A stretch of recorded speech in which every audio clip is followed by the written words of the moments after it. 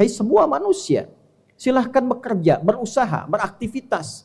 Minimal usaha ini menjadi alat untuk engkau bisa mendapatkan rizki kebutuhan makanmu. Silahkan bertebaran di muka bumi. Allah desain. Supaya apa? Dengan mencari itu kita paksa tubuh kita kuat. Kaki dipaksa untuk berjalan, otak dipaksa untuk berpikir. Semakin dipaksa otaknya berpikir, ilmunya ditambah, semakin pintar dia.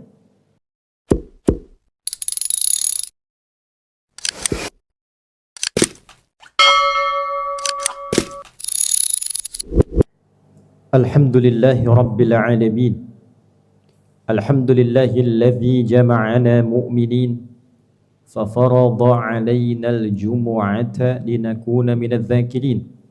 فنشهد أن لا إله إلا هو الحي القيوم له الملك وله الحمد وهو على كل شيء قدير ونشهد أن محمدا عبده ورسوله الذي لا نبي بعده الذي أرسل رحمة للعالمين هدى الناس من الظلمات إلى النور بإذن الله تعالى اللهم فصل وسلم وبارك وكرم على هذا النبي العظيم الرسول الأمين نبينا وسيدنا محمد وعلى آله الطاهرين وصحبه أجمعين وذرياته وأمته إلى يوم الدين أما بعد فيا عباد الله أحباب الله وأحباب رسوله صلى الله عليه وسلم أوصي نفسي وإياكم بتقوى الله فقد فاز المتقون فلا تموتن إلا وأنتم مسلمون فقال تعالى يا أيها الذين آمنوا اتقوا الله حق تقاته ولا تموتن إلا وأنتم مسلمون. Hadirin jemaah Jumat rahimani wa rahimakumullah. Mengawali khutbah ini, khatib mengajak kita semua tanpa kecuali untuk meningkatkan pujian kita, syukur kita dan takwa kita kepada Allah Subhanahu wa taala. Semoga dengan 3 instrumen itu kita diberikan kemampuan untuk menjalani kehidupan di muka bumi dengan baik, mendapatkan predikat baik saat pulang, dan dihisab dalam keadaan baik, bertemu dengan Allah yang Maha Baik. Semoga Jumat ini diberkahi oleh Allah Subhanahu wa taala. Hadirin, di antara keberkahan yang Allah berikan pada kita, sekaligus dengan keberkahan itu Allah mendesain untuk memberikan kemudahan bagi kita menjalani kehidupan di dunia dan juga memberikan kelancaran untuk menjalankan sebagai fungsi khalifah dan ibadallah di muka bumi ini. Di antara perangkat itu Allah anugerahkan kepada kita rizki yang dengan rizki itu diberikan kadar yang sesuai, yang selaras dengan maslahat kehidupan kita. Nabi SAW pernah menyampaikan perihal rizki ini dan penyampaiannya didokumentasikan oleh beberapa sahabat Nabi SAW. Di antaranya disampaikan pula oleh Abu Abdurrahman Abdullah bin Mas'ud radhiyallahu taala anhu dalam hadis yang sangat populer. Dikutip hadis ini oleh Imam An-Nawawi, dicantumkan dalam Al-Arba'innya nomor hadis yang keempat. Beliau mengatakan qala haddatsana qala an Abi Abdurrahman Abdullah bin Mas'ud radhiyallahu taala anhu qala Rasulullah sallallahu alaihi wasallam wa huwa as-sadiqul masduq inna ahadakum yujma'u fi batni ummihi 40 yawman nutfah thumma yakunu mithla dhalika 'alaqah thumma yakunu mithla dhalika mudghah ثم يرسل إليه الملك فينفخ فيه الروح ويؤمر بكتب 40 بكتب رزقه وأجله وسعيد هو في الدنيا أم شقي. Al-Hadith. Hadis disampaikan dari sahabat mulia Abdullah bin Mas'ud, semoga Allah meridai kepada beliau dengan keridhaan tak terbatas. Beliau menyampaikan bahwa Nabi Muhammad sallallahu alaihi wasallam yang pribadinya as-sadiqul masduq, orang yang selalu benar dan dibenarkan oleh setiap orang yang mengenalnya. Kawan dan lawannya membenarkan pribadi beliau sebagai orang yang terpercaya. Bila ada hadis disampaikan dengan pengantar seperti ini, ingin memberikan sebuah kesan bahwa informasi yang disampaikan di hadis ini bukan perkara biasa. Bukan informasi biasa, boleh jadi satu misteri yang belum diketahui, perkara gaib kita sebutkan, yang membutuhkan keimanan, keyakinan kita tanpa ragu. Ketika seseorang meyakini bahwa pribadi yang menyampaikan adalah orang yang jujur, orang yang benar, bahkan dibenarkan oleh lawan dan kawannya, maka mudah ia menerima informasi ini. Sekaligus memberikan kesan yang kuat pada kita, orang-orang yang menjadi musuh Nabi saja membenarkan perkataan Nabi. Mereka melawan Nabi hanya karena iri dengan kondisinya, tapi membenarkan bahwa Nabi itu orang benar, orang jujur, dan perkataannya itu benar. Maka bagaimana kita dengan umatnya yang mengaku status kita adalah umat Rasulullah SAW? Jadi bila orang yang tidak suka dengan Nabi pun membenarkan Nabi, maka sudah sepantasnya bagi kita umat Nabi meyakini informasi yang akan disampaikan dalam hadis ini. Sungguh setiap kalian, kata Nabi, tercipta dalam rahim ibundanya, dibentuk 40 hari pertama, berbentuk pertemuan antara spermatozoa dengan ovum. Kemudian 40 hari kedua berbentuk zigot yang mulai menempel di dinding rahim. 40 hari ketiga berbentuk mudghah, sudah mulai ada bentuknya, usia 4 bulan. Maka dalam usia 4 bulan ini Allah perintahkan pada satu malaikat untuk meniupkan roh dengan izin Allah Subhanahu wa taala. Jadi usia 4 bulan sudah ada roh yang melekat. Kemudian diperintahkan menetapkan 4 hal. Satu, rizkinya. Ini terkait dengan topik kita. Beriringan dengan rizki ada ajalnya. Yang ketiga terkait sistem kehidupan, kebahagiaan yang diraih. Atau yang keempat juga, kegelisahan, kesedihan, kesulitan yang dialami. Apakah bahagia atau nestapa? Dibuat sistem. Yang dengan sistem ini diterangkan kepada kita. Jika ingin bahagia, demikian jalurnya. Jika ingin nestapa, demikian jalurnya. Hadirin, yang 3 kita simpan, yang 1 kita urai sesuai dengan topik khutbah kita kali ini. Jadi ketika seseorang sudah ditiupkan roh, tercipta 4 bulan dalam kandungan ibundanya, Allah sudah memerintahkan kepada malaikat untuk menuliskan kuota rizkinya. Ditetapkan beriringan dengan ajalnya. Jadi konsepnya tidak ada manusia yang hidup yang tidak memiliki rizki, tidak ada. Ketika roh ditiupkan, ajal ditetapkan. Ajal itu kuota kehidupannya. Apakah 60 tahun, apakah di bawah itu, ataukah di atas itu. Durasi kita hidup disebut dengan ajal. Bila tiba ajalnya, maka kembali kita kepada Allah. Walikulli ummatin ajal. Fa idza jaa ajaluhum la yastakhiruna sa'atan wa la yastaqdimun. Setiap manusia itu memiliki kuota hidup, durasi kehidupan. Bila sudah tiba ajalnya, pas waktunya tiba, maka tidak bisa dimajukan, tak bisa pula dimundurkan. Dia kembali kepada Allah Subhanahu wa taala. Untuk memudahkan aktivitas hidup sesuai dengan ajal ini, demi membawa kemakmuran di bumi sebagai khalifatullah, demi meningkatkan ibadah sebagai ibadur rahman, maka diberikanlah oleh Allah kelengkapan yang memudahkan misi ini, yaitu bikatbi rizqihi, diberikan kuota rizkinya. Dirahasiakan kuantitas kuota ini, jumlah rizkinya ini, agar bisa menstimulus ia dalam membangun kehidupan yang kuat dan kokoh.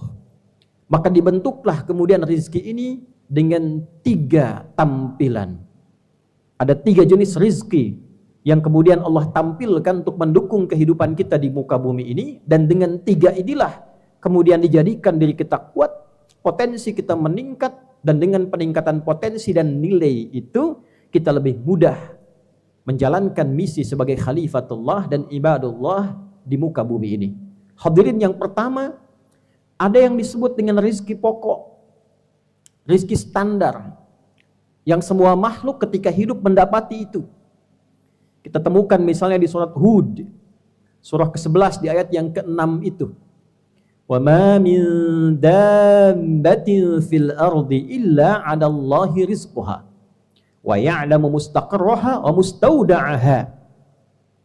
Sungguh jangankan manusia, hewan melata pun, yang merayap pun, itu telah Allah berikan rizki standarnya.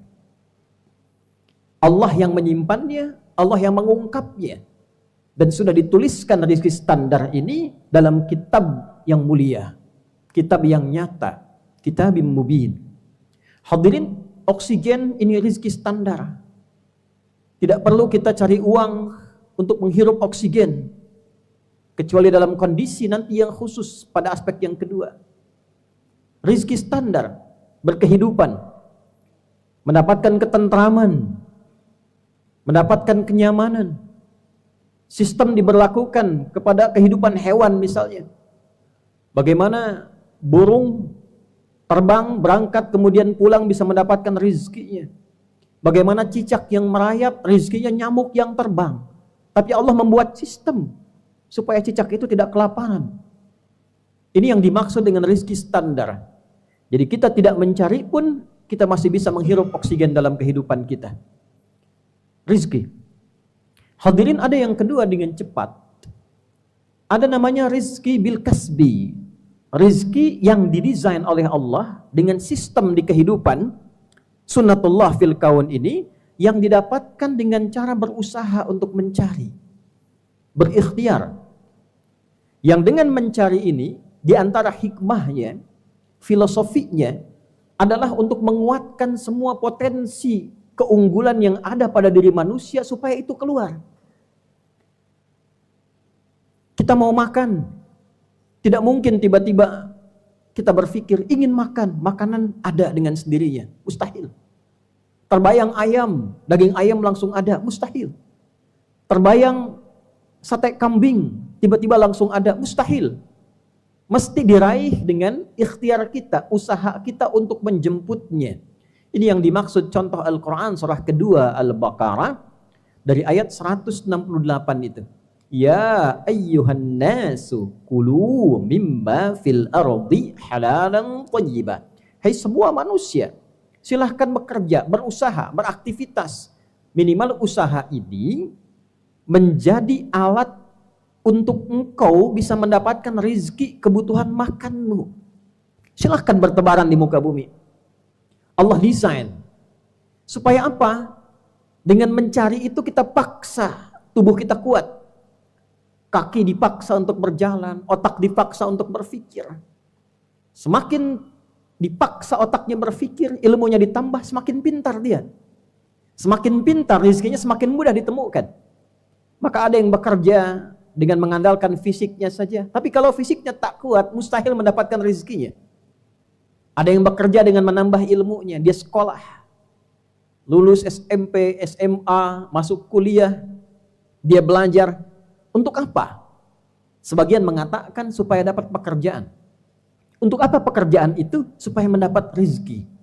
Jadi Allah desain bagian yang kedua ini, ada rezeki yang diupayakan kita mendapatinya dengan cara mencarinya, dengan cara bekerja. Apa hikmah di balik tuntutan bekerja ini?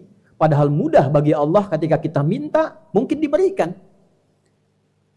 Apa tujuan dari ini semua? Sekali lagi, untuk melatih semua instrumen di tubuh kita, alat-alat organ tubuh kita, baik secara fisik pun demikian intelektual, supaya keluar semua potensi keunggulan manusia itu dan menjadi lebih berkualitas, lebih baik dibandingkan sebelum dia mengaktifkan kemampuan itu semua.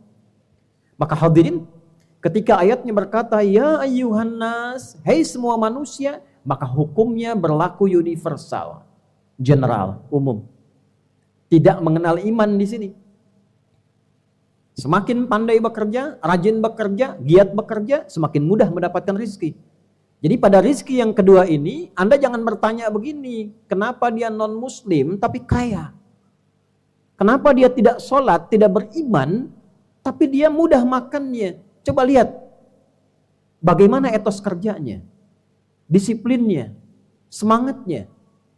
Dia tidak beriman tapi memaksa dirinya mengaktifkan sistem untuk menjemput rezeki yang kedua ini. Allah desain siapa yang giat, dia dapat. Siapa yang rajin, dia dapati. Siapa yang semangat, dia dapat. Maka jika ingin mendapatkan rezeki yang kedua itu, apapun bentuknya, mesti semangat. Rezeki itu umum. Semua yang bisa mendukung kita nyaman dalam berkehidupan itu rezeki.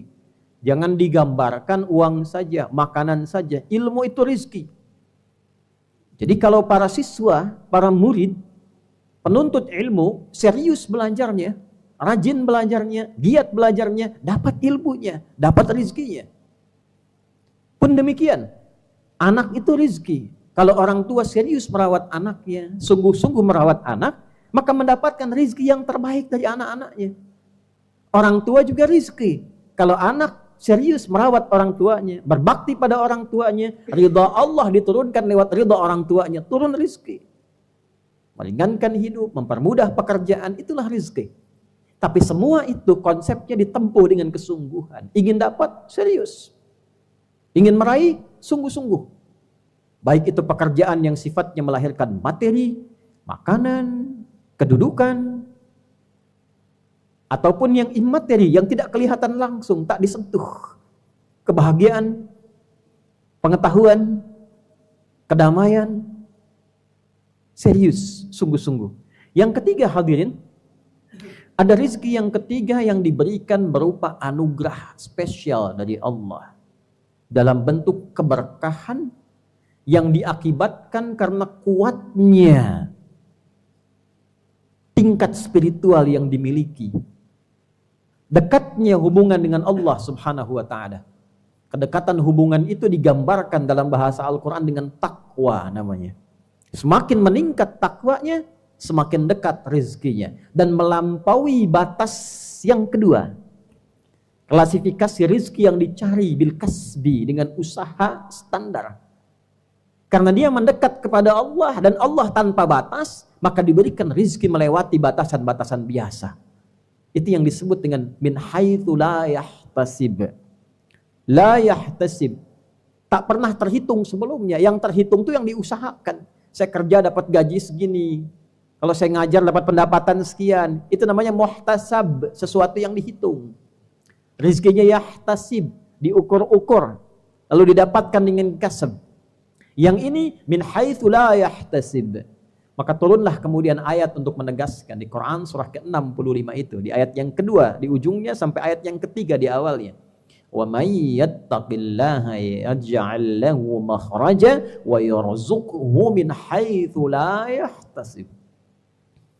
Dan siapapun yang mampu meningkatkan ketakwaannya kepada Allah, takwanya dia tingkatkan. Maka diberikan kemudahan dalam hidupnya, persoalannya diringankan. Yaj'al lahu makhraja, ringan hidupnya. Wa yarzuqhu min haitsu la yahtasib. Bahkan rezekinya pun Allah berikan dari sisi yang tidak dia duga. Rezeki pertama dia dapatkan, bernafas juga. Menjalani kehidupan normal. Kakinya berjalan, matanya melihat, itu kan rezeki. Standar diberikan.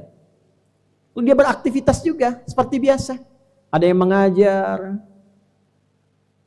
ada yang bertani, ada yang berkebun, ada yang di pemerintahan misalnya, ada yang di institusi-institusi, ada yang di kepolisian, di tentara, bil kasbi, dia biasa. Tapi saat yang sama, dia naikkan takwanya, melebihi level-level standar biasa. Takwa ada dalam bentuk ibadah ritual, misal salatnya. Dzalikal kitabu la raiba fihi hudal lil muttaqin. Siapa muttaqin di sini orang takwa? Ayat 3-nya, alladzina yu'minuna bil ghaib. Dia selalu yakin dengan Allah. Wa yuqimunas shalah, dia tingkatkan salatnya. Dia tunaikan salat dengan baik dan benar, dia tingkatkan. Orang cukup dengan fardu, dia tingkatkan sunnah. Orang kerjakan sunnah siang hari, dia bangun malam hari. Wa mimma razaqnahum yunfiqun. Dia senang juga bersosial. Sosial menambah rezeki. Dia niatkan untuk mendapatkan ridha Allah. Begitu Allah ridha, diberikan min haitsu la yahtasib. Min. Kata para ulama di sini rezeki yang terbaik yang dia pilih. Bukan cuma rezeki biasa. Kalau sumbernya tak bagus, tak dia bagi. Sumbernya bagus, dia bagi. Dan dia membagi dengan pembagian yang terbaik.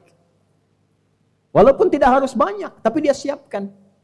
Punya makanan mungkin dia bagi 2. Punya kurma 2, dia bagi 1-1. Bekal ke sekolah, anak-anak diajarkan bahwa bekal dibagi dengan teman. Itu Allah berikan rezeki tambahan. Min ladunhu ilma, diberikan tambahan pengetahuan. Konsep ini harus dipahami oleh kita umat Islam. Demikian berbagi pada orang tua, memberikan perhatian, menambah rezeki. Allah berikan min haitsu la yahtasib. Walladzina yu'minuna bima unzila ilaik, rajin baca Al-Qur'an, tambah menghafal, nanti rezeki datang. Betapa banyak anak-anak diberangkatkan haji, umrah, dapat hadiah karena hafalan Qur'annya. Padahal dia belum mampu mencari rezeki yang standar, yang kedua, bil kasbi. Tapi ada orang tua yang bahkan nabung untuk haji, puluhan tahun, hajinya karena anaknya, karena ketakwaan yang dibangun di dalamnya. Oleh karena itu orang tua yang menginvestasikan anaknya bersekolah, cari sekolah yang mendekatkan dia dengan Allah. Ketika anak dari kecil kenal Allah, Allah turunkan kelebihan, kemewahan, keistimewaan rezeki yang tidak ditemukan pada level 1 dan level 2. Ini yang kemudian dicontohkan di Al-Quran, rezeki yang diberikan pada Maryam, Sayyidah Maryam alaihassalam. Diberikan kelengkapannya, kenikmatannya, kekhususannya, sampai pamannya mengonfirmasi, ya Maryamu anna laki hadha. Qalat, perhatikan kalimatnya, huwa min indillah, innallaha yarzuqu man yasha' bighairi hisab. Paman, ini anugerah khusus dari Allah, spesial. Allah akan memberi pada siapapun tanpa batasan, bagi siapa yang dikehendaki. Maksud ayat ini, jadilah kita seperti yang dikehendaki itu. Kalau ingin rezeki tanpa batasan. Bagaimana Maryam didik anak-anak perempuan Anda? Bagaimana Maryam mendekat kepada Allah? Bagaimana ibadahnya, ketakwaannya, dan seterusnya. Untuk yang pria banyak sekali contohnya. Dari mulai orang biasa, Imran misalnya, ayahnya Maryam, Luqman misalnya, atau masuk ke level Nabi misalnya, ada Nabi Yahya alaihissalam, dan Nabi-Nabi yang lainnya. Puncaknya ikuti apa yang dituntunkan Rasulullah, Nabi kita mulia, Nabi Muhammad sallallahu alaihi wasallam. Maka hadirin, jika hari ini tidak sedikit orang mengeluh tentang rezeki, tidak sedikit orang merenungkan tentang rezeki, kaitan dengan dunia, ada yang merasa kesulitan, ada yang merasa tekanan dan sebagainya, maka coba dicek dulu yang mana di antara rezeki yang sedang dikeluhkan ini. Yang pertama, dicek. Mungkin kita kurang mensyukuri organ tubuh kita, digunakan pada perangkat yang salah, dengan cara yang salah. Oleh karena itu rezeki standar pun sulit mendapatinya. Alih-alih dipakai taat, tubuh dipakai maksiat. Mulai tidak nyaman, nafas tidak enak. Dipakai maksiat untuk mendapatkan yang standar pun terasa nggak nikmat. Tidur itu nikmat karena banyak maksiat, dunia berlebihan jadi nggak nikmat. Atau rezeki yang kedua, nyari kemana-mana susah, ini susah, itu susah. Coba dicek, dievaluasi strateginya, mitigasinya. Kalau dengan itu belum, mungkin Allah menginginkan kita mendapatkan rezeki yang ketiga. Allah menginginkan kita lebih dekat dengan Allah Subhanahu wa Ta'ala. Mungkin selama ini jauh, ngajinya jarang, sholatnya sering ditinggal, ingat Allah kalau sedang sulit saja, sudah dimudahkan lupa lagi, ditahan oleh Allah dulu rezeki yang keduanya. Jangan dapatkan lewat itu. Engkau naik kelas dulu pada rezeki yang ketiga. Ayo dekati aku dulu, hijrah dulu, dekati Allah dulu. Nah, ketika ditinggalkan rezeki yang kedua, mendekati Allah, konsekuensinya hal-hal yang tidak baik akan hilang. Kebiasaan akan berubah. Karena kita sedang membentuk pribadi, mendekati Allah dan naik tingkat ke level yang lebih tinggi. Maka jika itu menjadi pilihan, jangan mengeluh. Lakukan semua apa yang kita kerjakan sesuai tujuan kita. Yaitu kerjakan karena Allah Subhanahu wa Ta'ala. Karena syarat rezeki yang ketiga pun melekat iman dan takwa di dalamnya. Bukan dunia. Jadi kalau ingin dapat rezeki yang ketiga, tapi ngejarnya dunia, tidak akan dapat. Saya tahajud hanya untuk pintar. Saya nambah baca Quran supaya lulus ujian. Saya sedekah supaya kerjaannya mudah, proyeknya dapat. Sedekah-sedekah saja. Dan biarkan takdir Allah mengantarkan kita pada yang terbaik yang akan kita dapatkan. Salat tahajud, tahajud saja lillah. Kerjakan tahajud, silahkan mau doa apapun, tapi tahajudnya lakukan dengan niat kita mendapatkan ridha Allah Subhanahu wa taala. Itu kata kuncinya. Seringkali ingin mendapatkan rezeki yang ketiga, tapi dunia masih di bawah-bawah. Ini yang harus diperbaiki. Salah sepenuhnya? Tidak. Tapi aturan yang terkait dengan rezeki yang ketiga tidak boleh kita langgar. Jadi mulai hari ini kalau ingin mendekati Allah, lakukan semua karena Allah. Pamrih hilangkan, bersihkan, menghilangkan pamrih agar semua tertuju pada Allah, disebut ikhlas namanya. Maka turunlah Quran surah Al-Ikhlas. Qul huwallahu ahad, Allahus samad. Hanya bergantung pada Allah saja, semua untuk Allah saja, dan biarkan Allah menggerakkan sistem kehidupan yang telah Allah tetapkan, yang mengantarkan kita pada kebaikan yang kita dambakan. Semoga dengan pengingat di Jumat ini kita semakin yakin dengan kekuasaan Allah, semakin bertawakal kepadanya, tetap semangat dalam menjalani ikhtiar, dihadapkan pada keadaan apapun, tunjukkan bahwa kita hamba yang terbaik yang bisa mengatasi solusi. Jika penyebabnya maksiat, tinggalkan maksiatnya. Jika maksiatnya kolektif dilakukan oleh segelintir orang, doakan minimal mereka.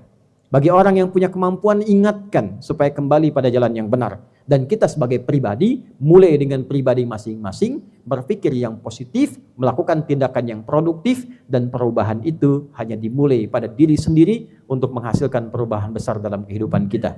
Innallaha la yughayyiru ma biqaumin hatta yughayyiru ma bi anfusihim. Barakallahu li wa lakum fil Qur'anil azim. Wa nafa'ani wa iyyakum bima fihi minal ayati wa dzikril hakim wa taqabbala minni wa minkum tilawatahu innahu huwas sami'ul alim. Ud'ullaha yastajib lana wa lakum jami'an.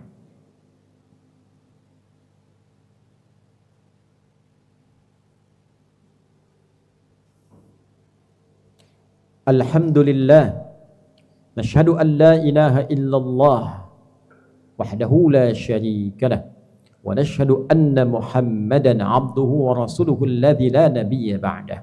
Allahumma fassalli wa sallim wa barik wa karrim ala hadzal nabiyil azim ar-rasulil amin nabiyyina wa sayyidina Muhammadin wa ala alihi wa sahbihi ajma'in. Amma ba'd, fa ya ibadallah, usi nafsi wa iyyakum bi taqwallahi faqad fazal muttaqun. فلا تموتن إلا وأنتم مسلمون. فقال تعالى يا أيها الذين آمنوا اتقوا الله حق تقاته ولا تموتن إلا وأنتم مسلمون. Hadirin, mari kita berdoa kepada Allah Subhanahu wa taala. Semoga dengan doa ini diberikan kita kemampuan dan kemantapan untuk membangun hubungan baik dengan Allah, yang dengan itu merubah sisa hidup kita menjadi lebih baik dan kembali kepada Allah dalam keadaan husnul khatimah. Qala ta'ala ba'da a'udzu billahi minasy syaithanir rajim. Bismillahirrahmanirrahim. Innallaha wa malaikatahu yusalluna 'alan nabi ya ayyuhalladzina amanu sallu 'alaihi wa sallimu taslima. Allahumma salli wa sallim wa barik wa karrim ala hadzal nabiyil azim ar-rasulil amin nabiyyina wa sayyidina Muhammadin wa ala alihi wa sahbihi ajma'in. Nahmaduka hamdan syakirin hamdan na'imin hamdan yuwafi ni'amahu wa yukafi'u mazidah. Ya Rabbana lakal hamdu wa lakal syukru kama yanbaghi li jalali wajhikal karim wa li 'azimi sultanik. Allahumma ighfir lil muslimina wal muslimat wal mu'minina wal mu'minat al ahya'i minna wal amwat innaka sami'un qaribun mujibu da'wat wa ya qadhiyal hajat. Rabbana la tada' lana fi maqamina hadha dhanban illa ghafartah wa hamman illa farajtah wa 'asiran illa yassartah aw maridan illa shafaitah aw hajatan min hawaijid dunya wal akhirati fiha laka ridan wa fiha lana as-salah illa qadaitaha ya arhamar rahimin. Allahumma arzuqna min 'indika rizqan hasanan tayyiban ya arhamar rahimin. Allahumma arzuqna birizqil imani tsabiti ya rabbal alamin. Allahumma arzuqna ya Allah ni'matan hayatit tayyibati ya rabbal alamin wa husnal khatimati ya arhamar rahimin. Ya khairan nasirin. Allahumma ansur ikhwatana fi Palestin wa Gaza khassah واجعل أحياءهم مجاهدين في سبيلك وموتاهم شهداء والحقنا معهم في رحمتك يا أرحم الراحمين. وبارك هذه المدرسة مدرسة أخيار يا رب العالمين، والمؤسسين لها والعاملين فيها والطلاب والأساتذة والمشرفين والمشرفات يا أرحم الراحمين، ومعهدها ميرا يا رب العالمين. اللهم احفظ بلادنا أندونيسيا واجعلها بلدة طيبة وأنت ترضاها، واهد رؤساءها وأمراءها يا الله ليخففوا حسابهم يوم القيامة يا رب العالمين. ربنا آتنا في الدنيا حسنة وفي الآخرة حسنة وقنا عذاب النار. وصلى الله على سيدنا محمد وعلى آله وصحبه أجمعين، وآخر دعوانا أن الحمد لله رب العالمين. عباد الله، إن الله يأمر بالعدل والإحسان وإيتاء ذي القربى وينهى عن الفحشاء والمنكر والبغي يعظكم لعلكم تذكرون، ولذكر الله أكبر والله يعلم ما تصنعون. أقيموا الصلاة يرحمكم الله.